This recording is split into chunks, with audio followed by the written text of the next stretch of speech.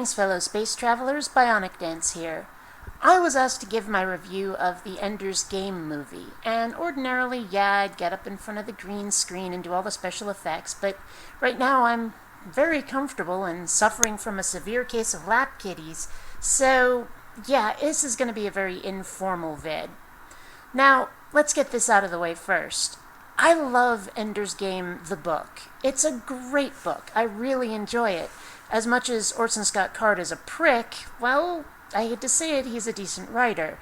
And, his prickishness doesn't seem to come through much in the book of Ender's Game, so... Well, as much as I was prepared to boycott the movie, and I found out that despite the fact that Orson Scott Card has producer credit, he's not actually getting a cut of the profits, that he was paid a lump sum. So boycotting the movie really wouldn't help that much. I wouldn't be giving him any money of mine if I went to go see it, so I went to go see it. And you know what?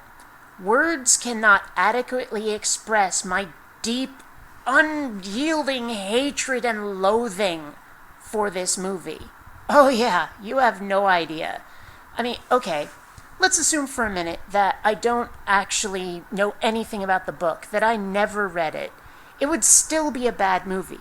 I'm prepared for the movie to be different. Movies always are when they're based on a book. They have to cut for time. Sometimes they combine two characters into one, or they change their race or gender to be politically correct or some shit. And so I was really expecting that from Ender's Game. That was not what was going to worry me. But the problem is that it was a very impersonal story. The relationships between the characters, which, let's face it, are very central to the plot of the book, are watered down, ham-fisted, or even not present at all.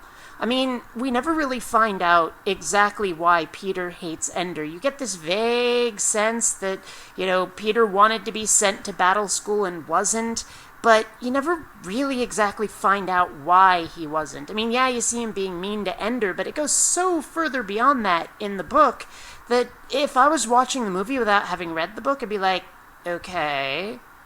And there's lots of other things like that, too. We're never told why being a third is a bad thing.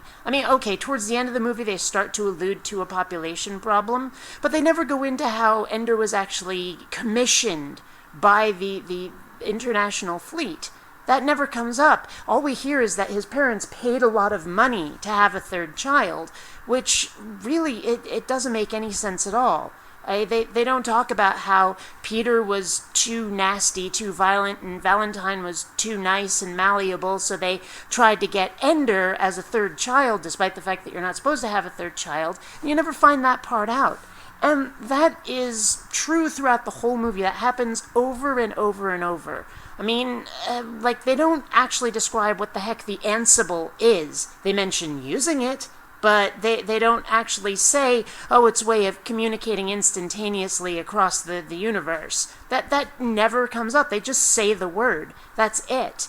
And, the relationships between the characters in Battle School, it's like a bad Harry Potter movie. It's Harry Potter in space. You don't really get a sense, and when I say bad Harry Potter movie, I liked the Harry Potter books, and the movies were okay, but this was imagine those were really, really, really badly done. So I don't want any Harry Potter fans, jumping down my throat. I'm not saying the Harry Potter movies were bad, I'm saying this was like a Harry Potter movie if it was in space and terrible, okay? So, and then the whole thing at the end, I don't want to give any spoilers, but those of you who know what happens at the end, it's so watered down that you have no idea. They don't really describe why Ender was doing what he was doing. Not really. You sort of get a vague sense of it, but it's not the same. And the mind game. You remember the mind game that Ender plays in the book? Well, the entire point of that is thrown out completely. We never get to that bit at the end of it where Ender says, I won. And they're like, you can never win. And he's like, I won everything that I wanted to win in the game. They never get to that point at all. It doesn't happen.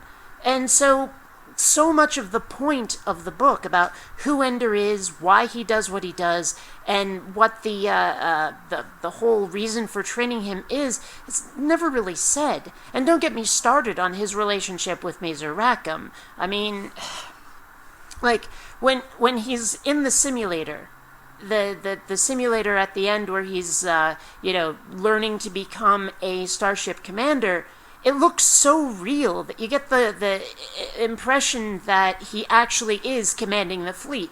In no way do they gloss over the part where Mazer Rackham is supposed to be his opponent, that he's like the guy controlling the enemy ships in the simulation. They just gloss right over that.